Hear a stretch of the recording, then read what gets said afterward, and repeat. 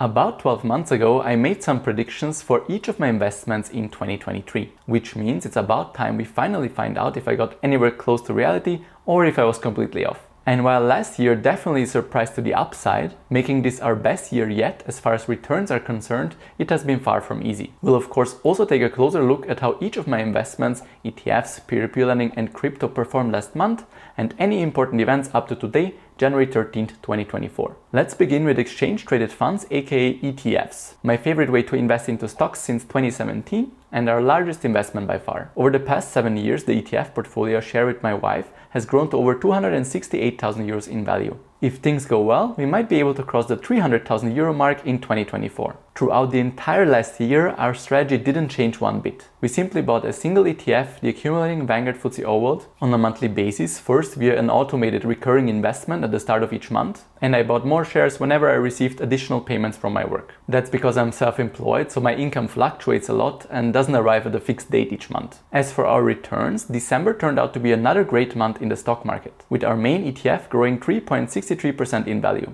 Now, before we take a look at my yearly returns, let's watch my unqualified prediction from a year ago. I think we'll still see a lot of volatility, maybe even a correction of 10 to 15% in between, but that will end 2023 with a return of 9% for the year. Still, precisely because of all the uncertainty, some of which is priced in, I do think this is going to be a great year to dollar cost average into the market. So to buy shares on a monthly basis, no matter whether the market is up or down.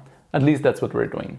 And that's exactly what we did. There were plenty of scary events last year, like the banking crisis, but throughout all of it, we simply stuck to our boring one ETF investment strategy, which once again turned out to be the right move. We were rewarded with yearly returns of 17.78%, almost doubling the 9% I expected for 2023. Keep in mind that 12 months ago, everyone, including the vast majority of professional analysts, recommended moving to cash and bonds instead and waiting it out, since interest rates had gone up so quickly. Their advice couldn't have been more wrong. This once again goes to show you that nobody, no matter how much experience they have, can successfully predict which direction the market is going to move in any given year. And if you're investing long term, which you should if you're considering ETFs in the first place, fluctuations on a monthly or yearly basis don't matter that much anyway. Either way, I'm happy we don't let scary news headlines influence our long-term investment decisions. There's always something to be worried about every year, and that's unlikely to change going forward. Don't let that stop you from working on your financial goals. Looking at our yearly ETF returns in numbers, this was our best year ever. With 35,000 euros in capital gains plus 1,777 euros in dividends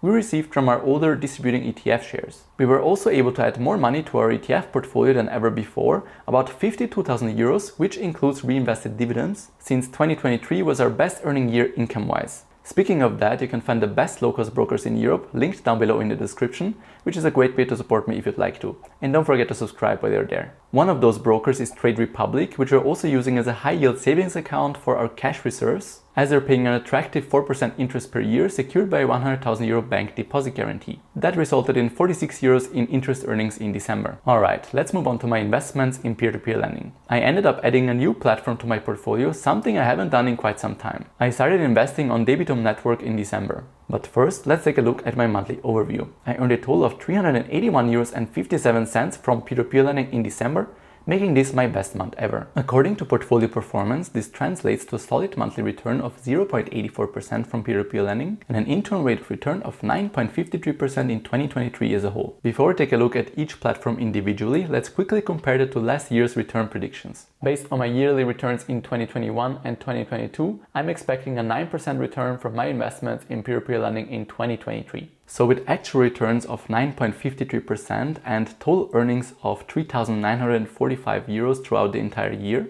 I managed to slightly beat my estimates for my investments in peer-to-peer lending, which I'm happy to see. Okay, now let's take a look at what happened to my active investments in the space. Beginning with Mintos, where I had another excellent month with over 82 euros in interest payments. And as you can see via the new account overview, Mintos finally launched ETFs in addition to loans and bonds. Here's what you need to know. There are no commissions for buying, selling or holding ETFs on Mintos. But you can choose which ETFs to invest in, Mintos is basically acting like a robo-advisor, automatically splitting your money into these 5 accumulating low-cost ETFs. The percentage that is allocated to each depends on your risk tolerance based on the questionnaire you have to answer beforehand. If you have a high tolerance for risk like me, Mintos will allocate more to stocks via the first 3 ETFs, while if your risk tolerance is low, you'll see a higher allocation to government and corporate bonds in euros. For someone looking for a simple all-in-one ETF solution including bonds, Mintos' new offering could be worth looking into. I like that compared to robo-advisors, they're not charging investors any fees, and that all shares are physically backed, so we're not talking about derivatives here. As for myself, I like having full control over what I'm invested in, so I'll stick to buying the Vanguard FTSE World using my 2 favorite brokers, Interactive Brokers and Trade Republic. Next is Esketit, which had a below average month after a great November.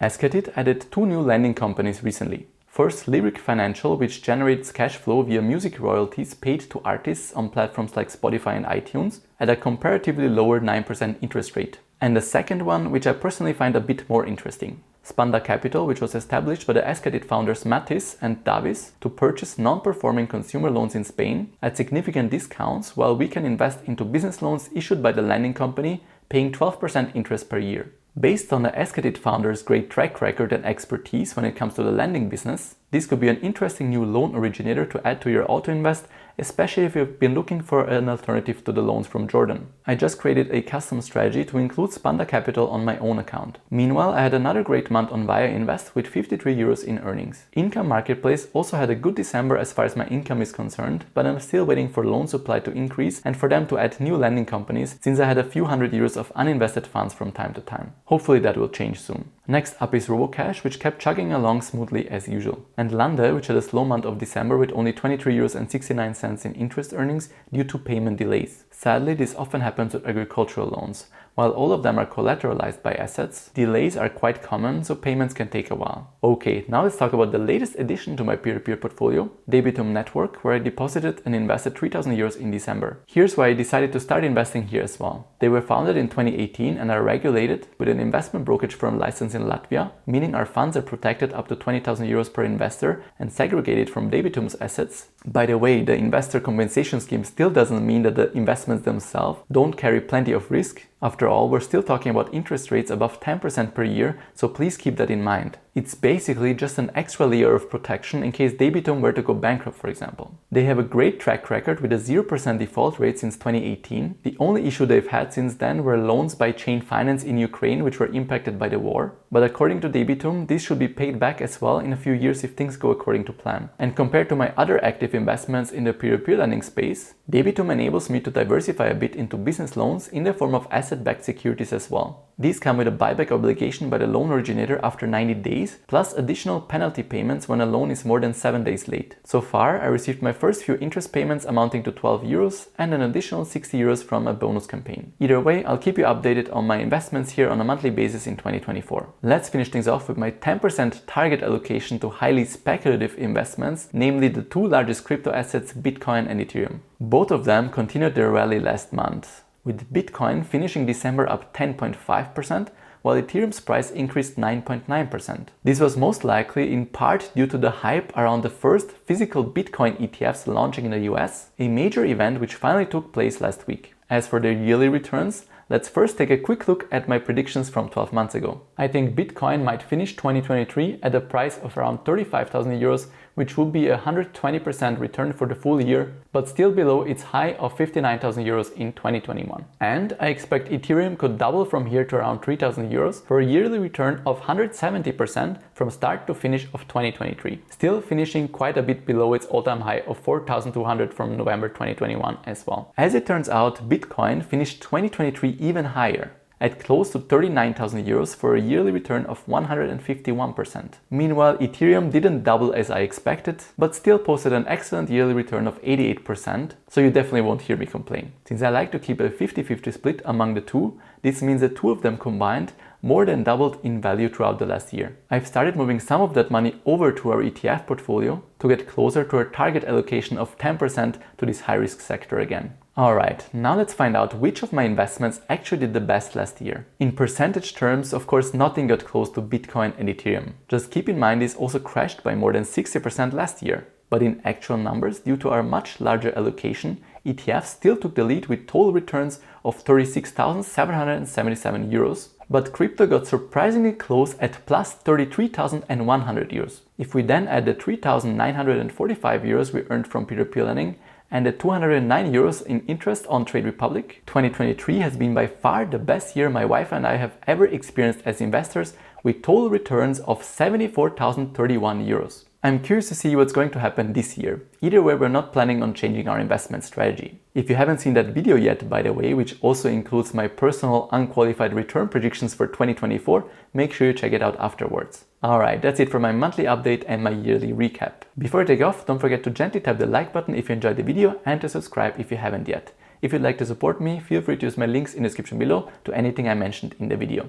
Also, please don't forget that none of what I mentioned today was of course meant as investment advice. I'm just sharing my personal opinion based on my own experience as an investor.